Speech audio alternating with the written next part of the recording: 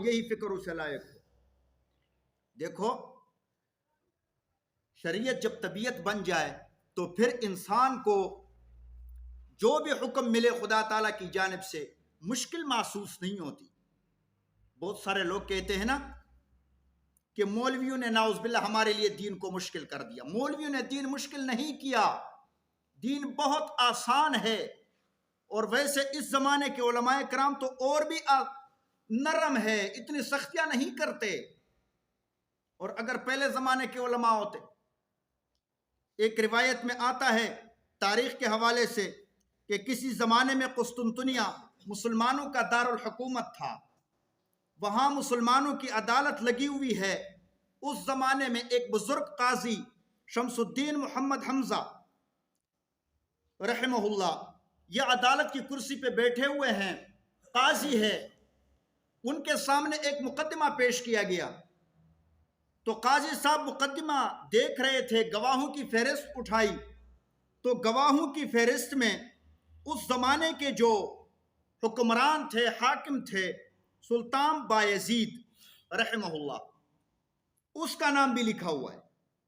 قاضی صاحب نے اپنا سر اٹھایا اور دیکھا بادشاہ سلامت بھی گواہوں کی فہرست، گواہوں کی لائن میں کھڑے ہوئے ہیں۔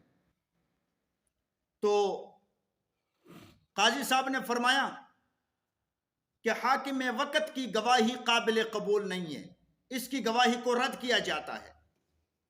عدالت میں سناٹا ہو گیا، سب لوگ حیران تھے کہ وقت کے حکمران کی گواہی کو مسترد کیا جا رہا ہے، اس کی کیا وجہ؟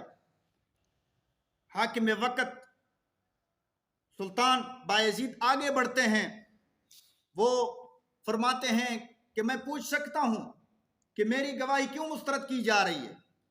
تو قاضی صاحب نے فرمایا کہ گواہ قابل اعتبار نہیں ہے۔ اس نے پوچھا کہ کیوں؟ فرمایا کیونکہ گواہ ایسا ہے جو نماز جماعت کے ساتھ پڑھنے والا نہیں، لہذا جو نماز باجماعت نہ پڑھتا ہو اس کی گواہی مسترد کر دی جاتی ہے۔ قاضی صاحب نے جب یہ کہہ دیا، وقت کا حکمران بھی ایسا تھا۔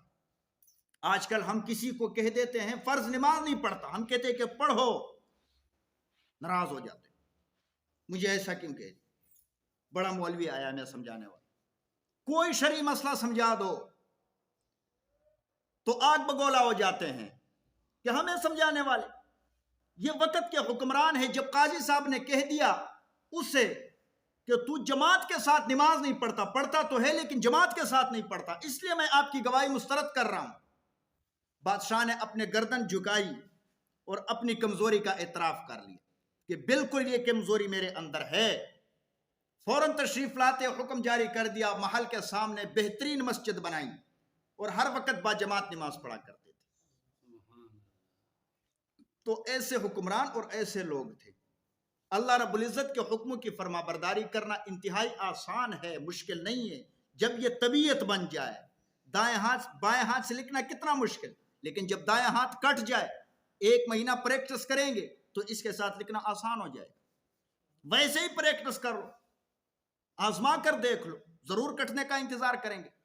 صرف 1 مہینہ آپ ذرا لکھ کے دیکھو بائیں ہاتھ کے ذریعے، خود بخود یہ بائیں ہاتھ کے ذریعے لکھنا یہ آپ کر سکو گے، ہر کوئی کر سکتا ہے۔ اللہ تعالیٰ عمل کرنے